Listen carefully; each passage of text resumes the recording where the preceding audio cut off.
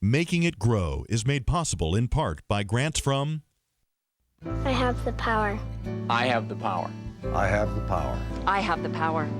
I have the power. the Power of Human Connections, Touchtone Energy Cooperatives of South Carolina. The South Carolina State Fair, promoting educational, agricultural, and industrial interest of South Carolina. FTC Diversified Services, proud to bring top-quality communication services to our local communities.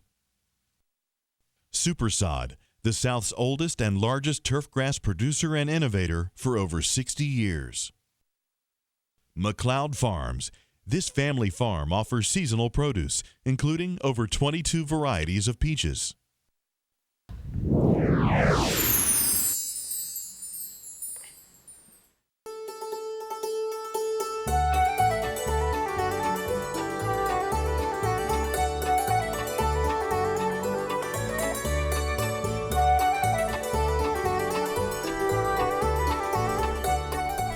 Team Making It Grow is on the road as we visit South Carolina's world-famous topiary artists. Hello everyone, thank you for letting us in your homes, and welcome to Making It Grow, a common-sense approach to gardening in the Carolinas. I'm Rowland Alston with Clemson University. Pearl Fryar of Bishopville, South Carolina really needs no introduction in the horticultural world because his work has been displayed all throughout the United States, and we'll take a look at his garden. In addition, Pearl is going to teach me how to become a world-famous topiary artist. But right now, let's go ahead and meet the panel that will be taking questions from a live audience.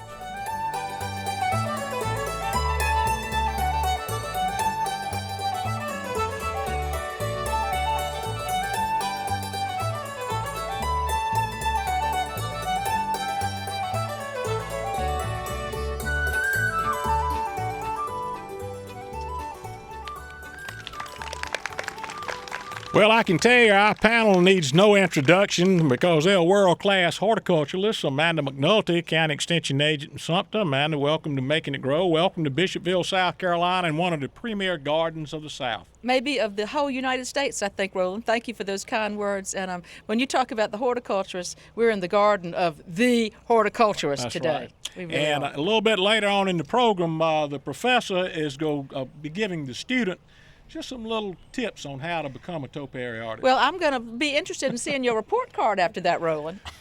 We couldn't have a Making It Grow show in Bishopville, South Carolina without another artist, Bobbi Adams. Bobbi's a master gardener and also an artist, and some of your work is going to be shown in New York. And Bobbi, I know you're quite proud of it. Very briefly, tell us about it. Well, thank you. Rowland, yes, I'm going to have a show at the Amsterdam Whitney Gallery starting May the 30th, and it will run through the end of June. Very good, very good. And it'll be the first time anybody from Bishopville has shown anything up That's there. probably true. And we have Trish DeHond, County Extension Agent over in Darlington. Trish, I know you go way back in time with Pearl, and you've really watched this garden evolve over the years, hadn't you? I sure have. I helped with some of the landscape design early on, but only had a very small part of the piece of pie.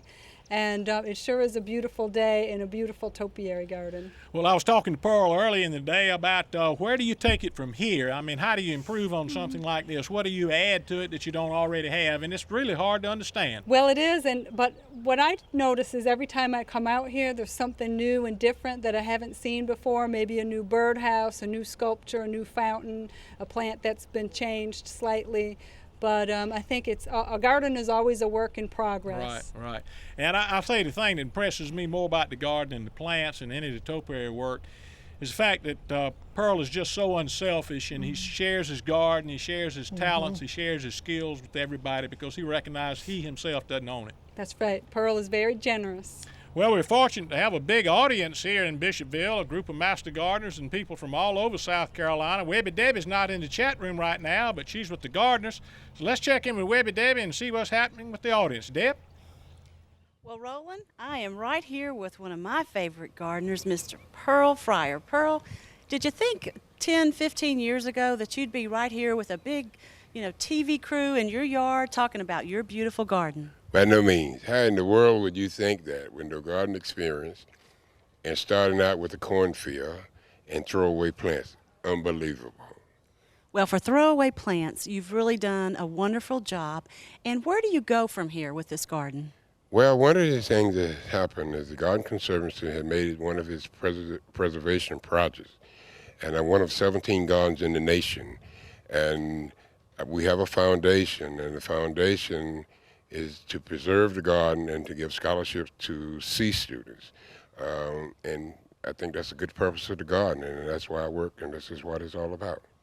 And that's a good point, because not everyone is an A student. It's so thoughtful of you to think about all those C students and people that may be middle of the road and not have as high ambitions as they could have. Well, I think everyone is not gifted academically, and the only people that we care about that's not gifted academically and could be an average C student is athletes.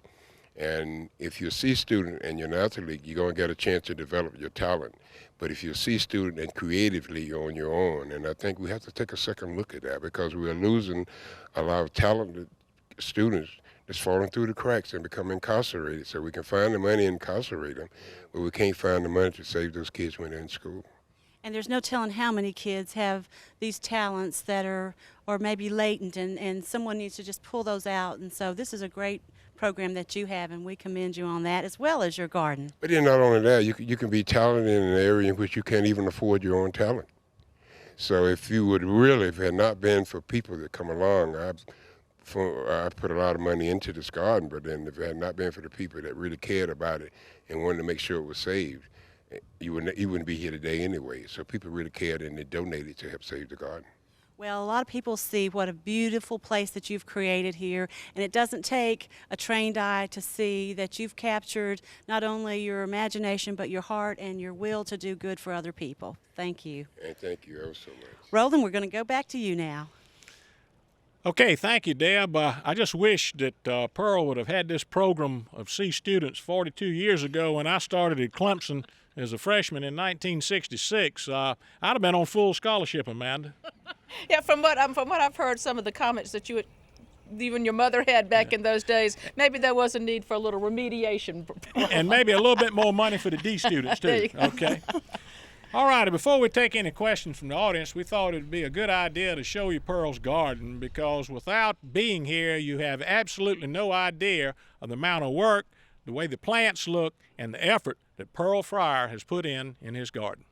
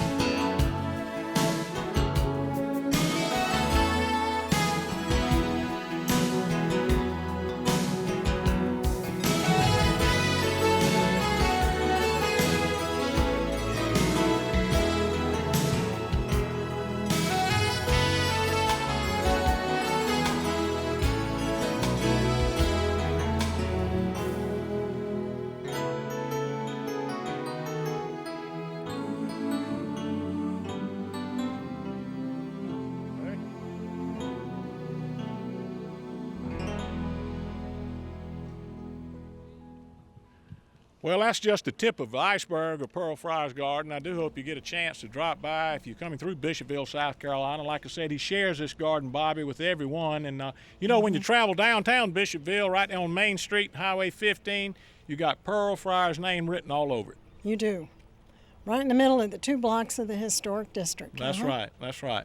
Okay, Webby Debbie's in the audience right now. She's got a young lady, but first I want Trish DeHond to tell us about this plant, because Trish, you always come to Making It Grow with interesting plants, and you've got one here that I think a lot of people would be interested in.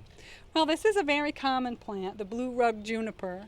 And I brought this one from Amerson's Nursery in Lamar because I got a call about some dead blue rug junipers or dying blue rug junipers here in Bishopville. And it's very common for them to get spider mites on them. This one is nice and healthy, but when we have hot, dry weather, they get spider mites on them, which are very, very tiny. So you take a white piece of paper, wrap the branch a little bit, and then you see if they fall down on the white piece of paper, and then you can see if they're there causing a problem. And sometimes we can control them with insecticidal soaps and not use any harsh pesticides. That's right, and they're related to spiders and ticks. They're not insects, but they're related to insects, so there's certain insecticides you can use. And Pearl has some beautiful junipers in his garden that are not these ground cover type, but tree form and shrub form junipers that are very related. Okay, Webby Deb is with us right now. Deb, who do you have and what's the question? Roland, I have Margaret Atkins. Margaret, what's your question for Roland today? I would like to know what is the best time of the year to prune gardenias and what is the best soil. Okay, Roland, that question is, what is the best time of the year to prune gardenias and what type of soil is best for gardenias? Well, the first part of that question, I know I can answer. You wouldn't want to prune them right now, Webby Debbie, because they're in full bloom. And the gardenias, especially the dwarf gardenias, are absolutely beautiful this year. I don't know what happened this year, whether we forgot about April the 8th and didn't have that late frost and freeze. That's true. But when we talk about pruning plants, Amanda, I think it's really important, especially with some of our flowering woodies, because if we don't prune it at the right time, we can affect the blooms for the following year. And they say that a good rule of thumb is to prune after bloom. Prune after bloom, and so that's a good way to go about it. And of course, as soon as these gardenias start blooming, go out there. And the one thing that you want is you always, especially a plant that you want to have flower, you want to get some sunlight to it. So you want to open it up some so that the sunlight and the air can get to it. And then, unfortunately, with gardenias, you usually have to do something about those old white flies because they can be such a pest. I tell you, the white flies can be tough, and of course they're somewhat parasitic on the plant, not only on the gardenias, but they just about get on any plant and cause that sooty mold. They don't seem picky, do they? No, they don't. They have a full appetite. And Trish, when we talk about soil for gardenias, the gardenias are fairly adaptable, aren't they? They are, as long as the pH isn't really high or really low. They're pretty adaptable. They need a good bit of moisture. They can't be in a real droughty, dry soil, but they like a medium moisture level, normal pH level. And another thing is you can control the white flies by applying an insecticide to the soil rather than spraying the plant. You can use a tree and shrub insect control that won't harm the bees and butterflies and ladybugs. Well, I think you brought up a good point about the soil pH, because I know some of the plantings that are very close to the house where the pH is real high due to some of the mixtures they use in cement, it can cause an iron deficiency in the top of the plant, especially if that pH gets over about 6.2 to 6.3, and you'll notice that chlorosis in the top of the plant, and sometimes gardeners think it's some other type of nutritional deficiency, but the pH is important with gardenias. Yeah, it is, and you can get pHs too high around foundation plantings. That's very common. All right, once again, Webby Debbie has a gardener from the audience. Deb? Roland, I'm now with Kay Farmer, who has a question on one of our favorite South Carolina plants. My question is hydrangeas. I am envious of those who can grow them, and my neighbor has them that does live in her yard, but she doesn't know when to prune them. So the question is, how do you plant them and when do you prune them? That's a great question. And also soil is very important with hydrangeas, Roland. So when do you plant hydrangeas? When do you prune them? And we want the prettiest blooms possible right here in Bishopville. Well, Deb, I'm kind of envious of people that can grow good hydrangeas too, because the deer eat all mine. But Bobby, the hydrangea, there's several different types of hydrangea we grow here in South Carolina. And of course, the microphylla is the one, really the dominant one that we have. And if we do a poor job of pruning in terms of time of the year, we won't have any blooms. That's true, and we always get that question. This time of year, why are my hydrangeas not blooming? And it's because the person has already cut the flowers off. And so with the macrophylla, the large leaf hydrangeas, whether they're the lace cap or the, big round puff bowl. Mop heads. There you go. The mop heads. See, if you did more housekeeping like I did, you'd know it. That's a joke. Right. Are you telling me I've got a dirty house? Anyway, you certainly don't want to prune hydrangeas this time of year at all, or early spring, because you're cutting off the blooms. In fact, I've heard, and I do this myself, I leave last year's blooms on the plant. And if it does get an April, the 8th cold spell, that old bloom protects that new little bud there, that's right behind that dead flower. Okay, what do you do if the plant's too big? Well, you wait, as Amanda said, until after it blooms. Right, and then in the fall of the year. And then you can cut the flowers. Right. And one of the things about the hydrangea, I think a lot of people don't realize, they'll take a lot of shade. They will. In fact, for most people, it's better if they do have some shade because they really drink water. Mm-hmm. And you put them out in the full sun, you'll be running the hose. No, they're dehydrating us, and they would not like that at all. Well, now, Bobbi, Webby Debbie's got another question for us, but tell us about the color of the bloom and the pH, because she mentioned about the soil. Well, I was given a lovely hydrangea back early this spring, and it was pink. But I knew that it was in potting soil, which is neutral. pH probably about 6.9 to 7. And once that's put in good old Bishopville soil, next year it's going to be blue. There's no doubt about it, because of the acidity and the pH being lower. So the low pH is blue, the high pH is pink, or when you get up around 6. Although 8, there are close some to that 7. are not affected by pH, but those macrophyllas that are pink and blue are very definitely, yes. Back to Webby Debbie right now for another question. Deb? Roland, I'm with Vicki Moniz from the Lee County Chamber of Commerce, and she has a question about fig trees. What is the best type of soil to plant a fig tree where to produce big fruit? Roland, what is the best place to plant a fig tree to produce large fruit? And Maddie had a question for Pearl, if we get him, about how he gets up and trims these large trees. That's what she wants to know. Thank you, Maddie. Okay, Deb, one of the things about figs that I really like, it's a lazy man's fruit, Trish. We used to have that old variety called brown turkey, and a lot of people worry about pruning and everything, but generally about in February, if we just take out some of the old canes, fertilize according to soil test results, you can pretty well make figs every year. Figs are just bulletproof. That's true. They don't need a lot of pruning unless you need to control the size. So the best place to plant a fig tree is look at a mature fig tree and see how big they actually get. There's a pretty one here in the topiary garden with the birdhouses on it. See how big they get and give it plenty of room to grow, and it doesn't need much pruning at all. Just take out the dead and dying, and if you need to control the size a little bit. But I don't think they're picky as to soil type either. Well, no, they like fairly well drained soil. But one thing, the newer varieties aren't as big as some of the older varieties. Like the brown turkey was the dominant variety years ago, and this new varieties are more compact. But one of the things that homeowners around South Carolina complain about all the time is how you get rid of the wasps and how you keep the birds out of them. It's almost impossible. It is, and the birds, especially blue jays, like figs as much as we do. You wait for them to ripen up, and those birds will come along and peck a hole in every single one. Right. So it's just a question of timing. You just have to get to them before the birds do. You have to get up early and get out there and beat the birds. That's right. Yeah. Well, Dr. John Nelson, who's director and curator of the A.C. Moore Barium in Columbia at the University of South Carolina, has the mystery plant for us every year, or every program. He's not with us today, but Bobbi Adams brought a mystery plant. So, Bobbi, we're going to act like you're Dr. Nelson. Oh, well, please don't do that. Oh, PhD. And, PhD, huh? Yeah, you're going to have to give us some good hints, too. Well, this is a mystery plant given to me by Ralph Rayleigh here in town. I've been after him for 2 or 3 years for this because he has a huge one in his yard. And every spring I go around to that part of Bishopville, and there's this gorgeous tree with flowers that range from a very pale pink to a burgundy. And he calls it a peach plum. Peach plum. A peach plum. And this is a baby he just dug up for me and gave to me for the James House garden. And I don't know that it's a plum, and I'm not even sure that it's a peach, although the leaf does look like a peach. What do you think, Trish? I think it's something in that family. It's in the rose family with right. peaches and plums.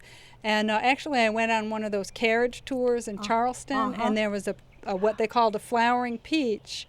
And it was full of flowers that were different shades of pink. It's absolutely gorgeous so against a bright blue sky when you see this tree in the early spring. Might be a type of flowering peach. And peaches and plums are very closely related. Right. So the fruit is not real edible. It's a little small, unappetizing looking fruit, but the thing comes true from that pit. Isn't that something? Well, whoever named it peach plum, they must have been into their 4th or 5th glass of wine late in the afternoon, and they didn't know what to call it.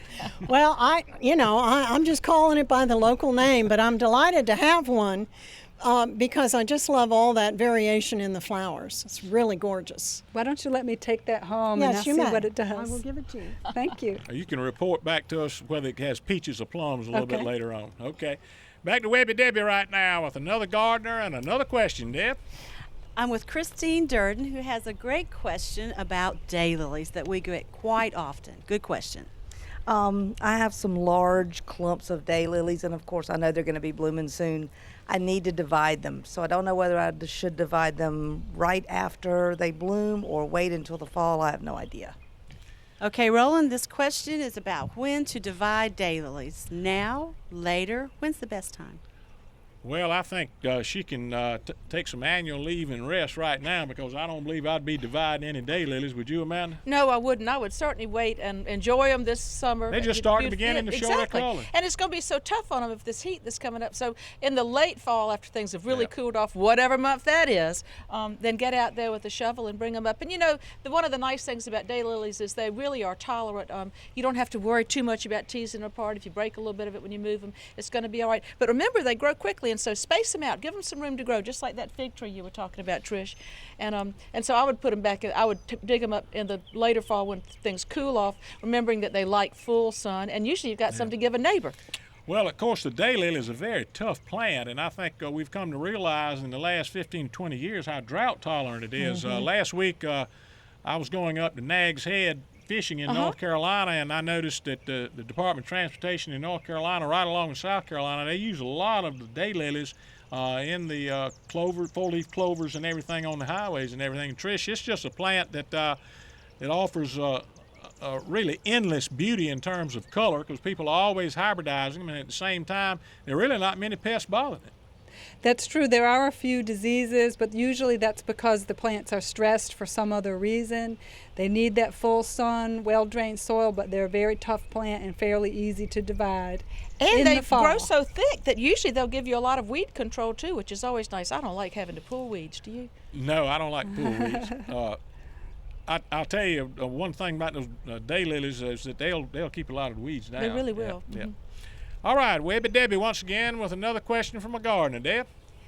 Rowland, this is John McLaurin, and he has a question about a terrible plant. Rowland, I have poison ivy creeping into my daylilies. What is the best method of ridding this poison ivy? Oh, my goodness. You got some problems. Probably what I would do is that I would buy some glyphosate. You probably know it by the name of Roundup, but it's sold under numerous trade names. And I would buy the one that has at least 4 pounds active ingredient per gallon, or preferably higher. I understand they do make some 6 pound per gallon material now. And I would mix a 2-to-1 ratio of it of 2 parts water and 1 part glyphosate. And then I would get me some painter's gloves. And I would stick the painter's gloves down in the solution, and then I would pull it on the poison oak and poison ivy vines that you have. And that way you will kill the vines and you won't hurt your daylilies. But you're going to have to really target the weed itself. And this is really a question, Amanda, we get quite a bit about weed control around the home landscape, when you get out of the turf and you start talking about in your flower beds and stuff, there's just not many things we can do. Well, and you're right. I think what you described is you've got, instead of you doing the thing that we traditionally think of where you just get your sprayer and spray everything, you've really got to target it. And so your idea about using the painter's glove, or sometimes people even get an inexpensive paintbrush and they'll cut the stems on some things and paint those cut stems, and then sometimes you'll use a little plastic, cover up the good plant, and as you make the application, so that you're not getting any of that chemical on your on your prized daylilies or whatever else you got there in your garden. Well, you have to be careful with it because you don't want it to drip on anything. But those painter gloves really work real good when you can dip them down in there and just pull the plant. Talking about plants, my curiosity is about to kill me, Trish. You've got something next to you that's gigantic. What is it? This is gold flame spirea, and we talked about it earlier and referred to it as having sort of an eye-popping color combination, especially next to the yellow pants. It's got these chartreuse, yellow, green But you're calling it gold? Gold flame. Okay. Because it gets more of a golden color in the fall. Wonder if the same fella that named that peach plum is naming the purple gold and the gold purple. So, yeah. Drinking out of the same dipper, too. Yeah, he's got the same glass of wine. That's right, and it's a hybrid, and it has these pink, bright pink flowers and golden yellow green leaves. And there are a lot of nice deciduous shrubs. Usually people like to plant a lot of evergreens, and certainly if you're going to be doing topiary, the evergreen shrubs are excellent, but it's always kind of fun to add something like this to your landscape and get a little color. Right now we're sort of in between. After the azaleas and the hydrangeas are just coming out, so this is a nice way to add some color in a sunny spot in the garden, and it doesn't get very, very tall.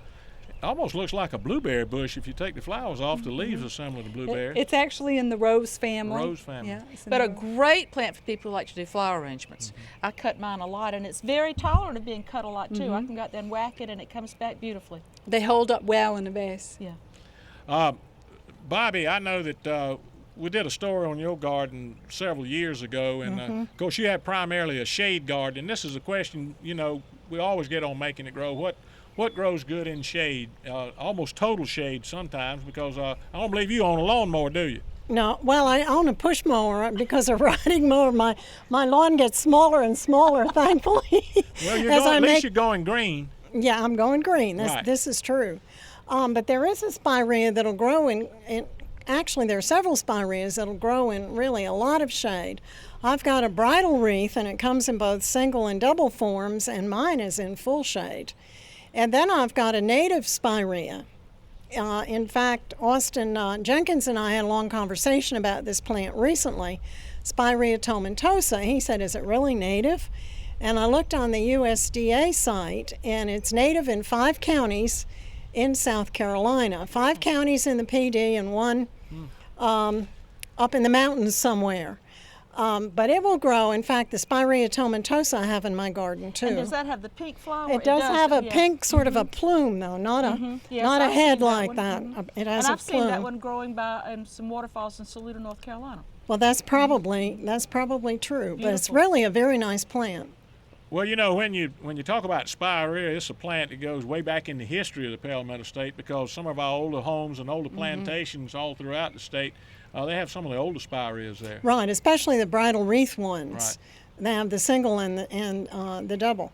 And then there's another one that's called a blue spirea, but it's not really spirea. I had an argument with somebody about this. Sounds like you argue a lot, didn't you? Well, you get these names, and I say, well, I don't know if that's a spirea. And, oh, yeah, the common name, well, it is. The common name is blue spirea, and it is a blue flower. Right. But it likes sun, and it's caryopterous. Blue mist shrub. Blue mist shrub. Beautiful. If you don't ever know what it is, you can always call it a peach plum. There you go. All right, that's enough of the peach plum. We're going to let that lie for a while. Right now, we're going back to Webby Debbie. Deb? Roland, I'm with Ed Turner, and as long as we've been doing Making It Grow, one question that comes up is about grass, is centipede grass. And as we look around Pearl's place here, we see so much centipede grass. It's doing really well in this sandy soil. But Ed, you have a question about centipede that's not doing well. Yeah. Miss Josie has a real lovely centipede yard, but she has dead spots in it. and she's wondering what maybe if they know what would cause the dead spots, if it's grubs or whatever, and if it's treatable, and if it is, will the grass come back or will it have to be replaced? Rowland, that age-old question, brown spots in centipede grass. What to do, what causes it, and will the grass need to be replenished or will it cure itself? Well, Debbie, I tell you, dead spots in centipede grass in South Carolina are really about as common as fire ants, gnats, and mosquitoes. And Amanda, we get this question all the time. I think the first and foremost about centipede, people don't realize it's a poor man's grass. And when we say it's a poor man's grass, it doesn't require the care that we want to give it. And the first mistake I think gardeners make is that they try to change the genetic material of the grass. They wanted a dark green fescue look. And it's more like this green in your shirt. It's kind of an apple green, isn't it? It's a pale green. It's a pale green. And so we put out a lot of nitrogen. We don't recommend any more than about 3 pounds of a 16-4-8, say in the spring, and another application no later than July the 1st, just 2 applications a year. Unfortunately, we have people that fertilize centipede all the way up into the spring months.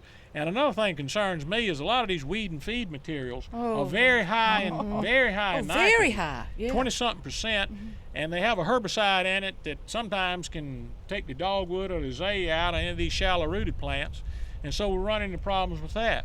And then, of course, watering. Oh, gosh. Water. Yeah. We Too much water. water. Try to float it out the ground, make it a lily pad almost. And when really, in most soils, during the growing season, you need 1 inch of water a week. Now, if it gets real hot, you've got to do more. And if you've got a real sandy soil, you might have to split that up. But Rowland, we had a report this morning that came back from the Plant Problem Clinic, diagnosed large patch on centipede grass, and the people had told them how much they watered. They were watering every day for 15 minutes in the morning. And they had they'd kept that grass wet. They hadn't cut it back in the wintertime, and the poor grass, that fungal infection just grew and caused all that large patch. I think the best thing that could happen to just about every homeowner in South Carolina is for the timer on their sprinkler to go break. bad, don't you? Just break. Yeah. There's several things that I think we need to recognize about centipede. There's a parasitic nematode. The ring nematode is very parasitic on the centipede. And is that worse in sandy soils, Rowland? Yeah, it is. They run a little higher in the sandier soil. And one of the things that we're noticing is some of these centipede lawns that are, say, 20, 25, 30 years old, and we've had a lot of football games, and the kids have played there, and people have parked, and the soil is compacted. We're getting a good response from co-aerification and verticutting, just like they do a golf green. And Trish, that just opens up the soil so it can breathe. Sure it does. Uncompacting the soil is great for lawns. And another thing that people do is they don't mow it short enough. And I really liked to use this garden as an example. It has an excellent lawn that doesn't have an irrigation system. There's not a big input of fertilizer and water and those kind of things, but it's beautiful and it's cut to a very short height. And to get back to really answering the question rather than doing around the question, if she's got dead spots, really all we can do is to take a soil sample and a nematode sample from the marginal area where it's not dead but it's not growing good, send it to Clemson, have it checked for the pH, have it checked for potassium, and also for any parasitic nematodes. Right, and then follow your centipede grass maintenance calendar. And try to do everything right, and you'll probably have a beautiful, healthy lawn. And undo that timer. Right. And just water when you need to. Right. Well, right now we need to go back to Webby Debbie because she's busy with a lot of gardeners. Deb? Rowland, I'm with Geraldine Strickland, and Geraldine's not too happy about something that's going on in her garden because she's trying to grow one of the South's favorite plants, camellias. I want to know if there's anything short of sitting up all night with a shotgun to keep the deer out from eating my camellias. You hear that, Rowland? The deer eating all the camellias. We just can't have that. Do you have any great ideas? Oh, goodness. I think I heard that one loud and clear. She's got some hungry deer because generally I don't think camellia is a preference for the deer. But we've got to go to our camellia expert, Bobbi Adams, who has renovated more camellias in Lee County than anybody else, especially around the James house. She's got camellias going back to the time of the war between the states. Well, I don't know if they're that old, but there are some very old varieties in that garden. I heard one thing recently that is a possibility to keep deer out of any flower bed, and that is to use Milorganite. And Milorganite is how would you describe it? It's a byproduct of the sewer plant. It's perfectly safe to use in a flower bed. It's not of high fertility, but evidently the scent that only the deer smell, I mean, if you put it on your garden, you don't smell it, is a deterrent. And I've heard that recently, and since I don't have deer in the James house garden, I'm not sure that it works, but I think it's worth a try. Okay, let me tell you that there's a gardener right between Rimbert and Camden on Highway 521, Rigdon Boykin. He's a retired lawyer, really came down here from New York, and he's out in the country, and he uses the poconite, which is a material that certified South Carolina. It's what the city of Sumter uses. Okay. They take it from their wastewater plant. It's a solid material, and it's solidified, and it's an organic material. He swears up and down by it. Right. So, would it work, Amanda? It certainly will, and Luther Banks Wanamaker over in St. Matthews, where I go home every night, grows those wonderful lupins that they advertise as ice cream for candy, and the only way that he can grow them is to put out that poconite. And I was kind of joking, but really it is buying poconite instead of milorganite, which is from Milwaukee. The poconite is a local product, and we in Sumter would love to get your money. Right. Well, so deer don't like the smell of humans. And some people put up bags of hair that they've gotten from a barber shop or you better take the poconite barber. route. Yeah, I better use the poconite. All right, let's go back to Webby Debbie right now and see if she has another question for us. Deb? Rowland, I'm with Linda Ham, who's trying to grow amaryllis, and they have very beautiful blooms, but other problems, right, Linda? This year, I've had more fronds on it than usual. I think that's the correct term. And someone told me that the bulb is splitting, and I want to know what I should do to be sure that it continues to be healthy and produce blooms. Thank you, Linda. Rowland? Well, Amanda, amaryllis is one of your favorites. It is, and they do split, and I don't worry about it because they're just getting bigger. They really do wonderfully well in our South Carolina gardens, and you start off with the little one, and before you know it, it gets bigger and bigger, and then whoop, you have two. And so I think that's probably what's happening, and that's just a sign that she's doing a great job with them. One reason that happens more with amaryllis than with things like lilies, because when you cut a lily, you're cutting all the leaves off. With an amaryllis, all the leaves are at the bottom, so when you cut the flower, you're still leaving all that foliage to photosynthesize and build up the bulb and help it get bigger and bigger every year. Well, of course, amaryllis is very popular, and so many people now are trying to bring in tulips and getting peonies and other things to grow in South Carolina. And with this so-called climate change we're having, it's going to be harder and harder, too. But an amaryllis, deer don't eat them, because I have deer all over my yard, and they eat the okra, and they eat the hydrangeas, and they eat everything else, but they leave the amaryllis alone. Well, you remember one thing, a deer is kin to a billy goat. He will eat anything if he's hungry. If it's green, if it's a John Deere tractor and he gets hungry enough, he's going to lick it if it's green, right? You're right. Okay. We're going to take some more questions, but first we had the opportunity to visit with Pearl, and it was quite a visit. You know, when you talk about topiary work, you cannot talk about anyone in South Carolina but Pearl Fryar. Well, I went to Pearl and I said, Pearl, now I'm the student, you the professor. We've got to take a plant, you've got to get out to your hedger, and you're going to have to show me how to do it. I want you to take a look now at how the professor taught the student how to be a topiary artist in a short order period of time.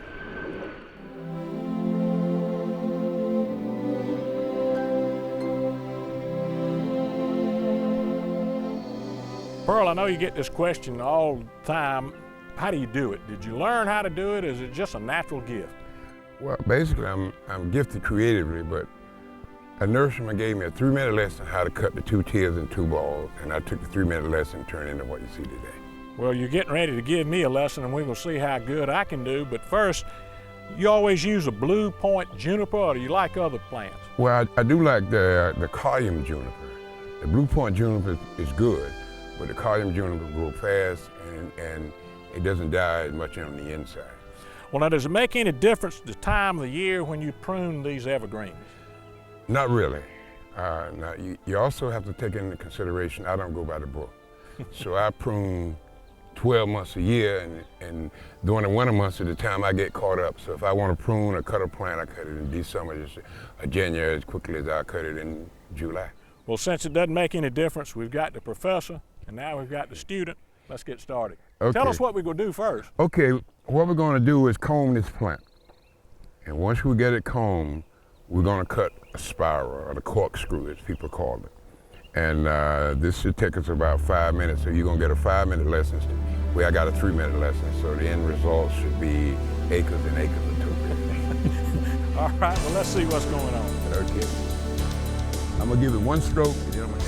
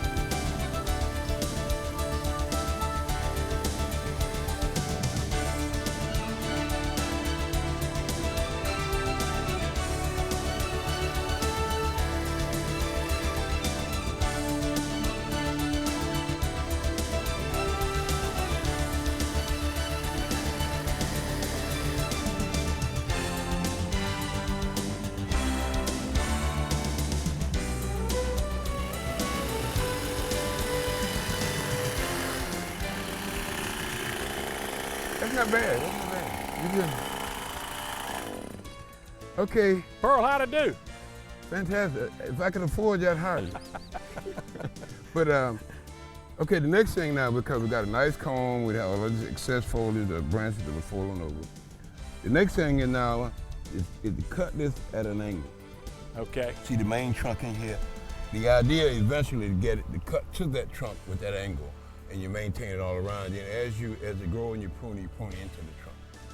This is the first cut. I may need some help on this one. Yeah, but you're on your way.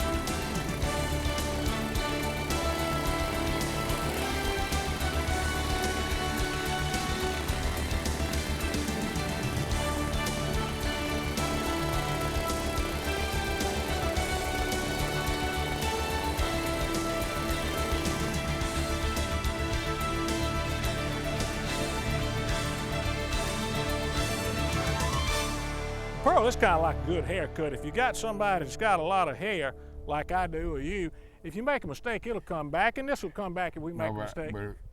But I don't have a lot of hair. So if we make a mistake, it won't be back.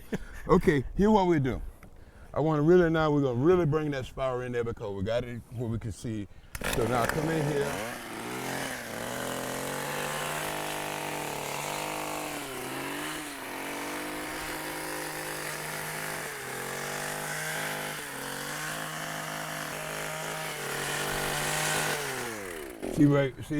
See now I have separated it. Right.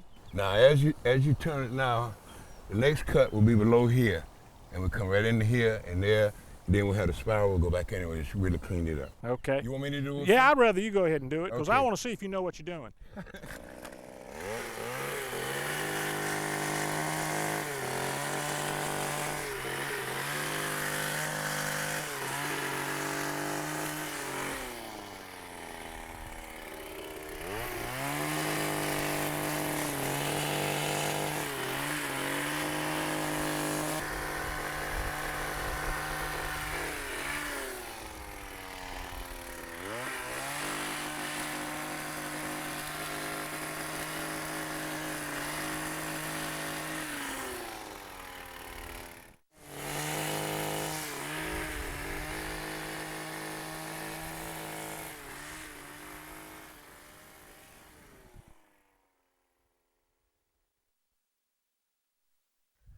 Well, as a student to my professor, what grade did I get?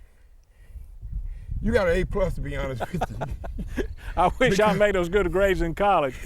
Pearl, you're a real sport, and I certainly appreciate you showing us this. And you're a very talented individual, and we're all proud of you here in South Carolina. Well, I have enjoyed you over the years. You helped make me, so I really appreciate it.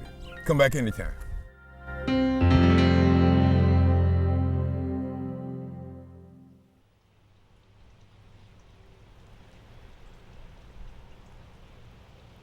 I don't think Pearl Fryar's got to worry about any competition from me, do y'all? I think he's safe. Okay, before we take another caller, we've got the Iris Festival coming up in Sumter, and Bobbi, you have an iris plant that's not doing too good. Well, actually, I dug it this morning in the hopes I could get it here to show this wonderful purple towards black color, which I think you can still see, even though it's kind of droopy at this point. But this is a native plant. This is a Louisiana iris, and they're using it in South Carolina at waste treatment plants because it removes heavy metals from water. And this happens to be a cultivar called black gamecock. And I brought this for my friend Jennifer McCutcheon, who's sitting out there in the audience, because she saw it when it looked good and decided she'd like to have a piece. And I think if she keeps this moist, it'll grow wonderfully well in her garden and bloom next year. Well, very It's good. about finished for this year. So all gamecocks ought to have it. All gamecocks ought to have it, and she happens to be one too. Okay. Now, the Louisiana iris, even though it's a native, is like the Japanese iris in that it likes a boggy condition. Is that Well, right? I actually planted my Louisiana red out in the dry flower bed and didn't know if it would do, and it does fine. And this one's in my front flower bed in the full sun in dry conditions too. But I think you can also put it in bog. I think it's a good one for those people who have water gardens and things Yes, like that. yes, it is. Beautiful, It is. beautiful color. Okay, back to our question. Webby Debbie's got a young lady. Deb? Roland, I'm with Sylvia Davis, and Sylvia has a visitor in her garden that she just soon not have. Yes, I'd like to know what the difference is in moles and voles, and how do you get rid of either or both? Great question, Sylvia, and I know Roland has a good answer for you. Well, moles and voles, they travel in the same little old hole or tunnel, don't they, Trish? They do.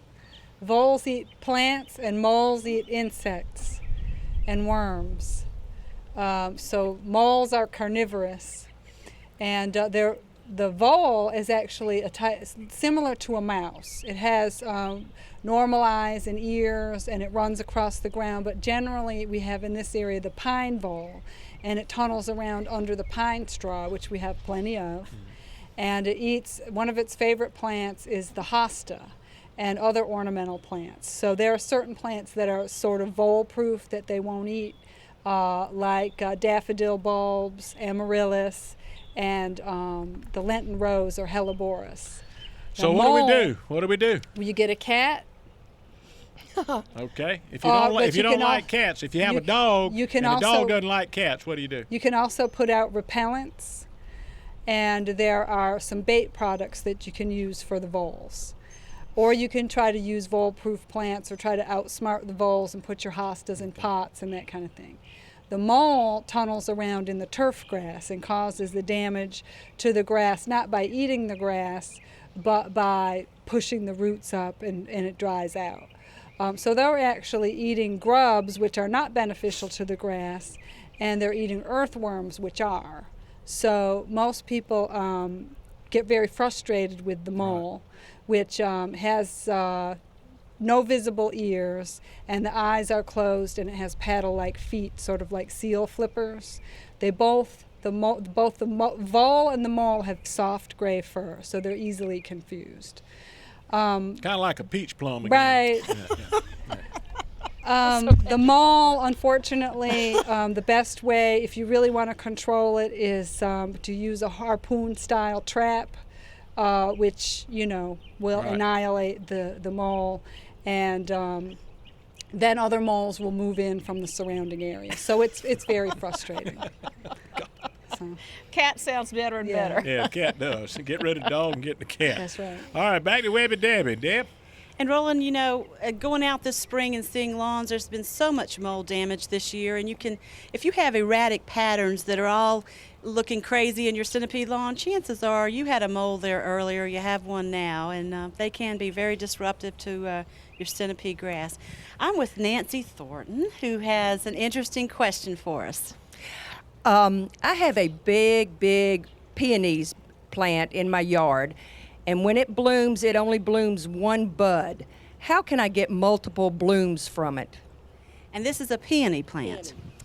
Okay, we want multiple blooms from the peony plant. How can we do this? And Amanda, I know with that Maxima festiva that you grow, you've got some great advice for us. Well, Amanda, one thing, if she doesn't put a bag of ice on it pretty soon, this hot weather's going to get it. Boy, that's the truth. It's really amazing that we can grow some peonies down here. And I don't know what variety Nancy's growing, but some of them just don't perform well in the south. But but one of the things that you can do, and you can't do it now, but if she wanted next November or December, if she wanted to go out there and lift it and be sure the higher it is in the ground, those little buds that are little red buds should be right on top of the surface. And another thing to do is, we say mulch. Well, don't mulch your peonies because they want to be cold. So in the summertime you can have a mulch on them to help conserve the soil moisture, but then in the winter take that mulch off and just let them be as cold as they can possibly be. Well, another thing, I did this before I knew much about peonies in the south.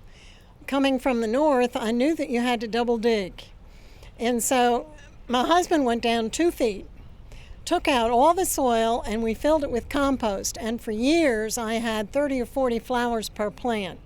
Now, of course, the compost is gone, and I need to lift those peonies and do it again. Or what I've gone to is I put them in a pot. And which makes them colder in the wintertime. Which makes them colder in the winter, but I also can throw the fertilizer on them and change the soil more easily because I'm beyond the stage of digging holes 24 inches. You need a new husband. Double digging. Okay, well, our time's winding down, but we've got to check in with Webby Debbie right now because she's got a very special guest, one that I know she's quite proud of. Deb? Rowland, I'm here with Whitney Crawford, my granddaughter, and she has a question about ladybugs. Why is there so much ladybugs? Rowland, why are there so many ladybugs around? Well, Whitney, that is a very good question, but the ladybugs are our friend. They consume a lot of eggs, especially those eggs that's laid by the Heliothus complex, the worms. And the ladybugs, man, are really our friends, just like the honeybee. And we need to have as many ladybugs around a garden as we can. When we see a lot of ladybugs, we don't see a lot of bad bugs, do we? That's true, and I think Whitney sees a lot of ladybugs because her grandmama has one of those wonderful gardens where she doesn't go out and put a lot of pesticides out, and so she relies on the natural balance of life.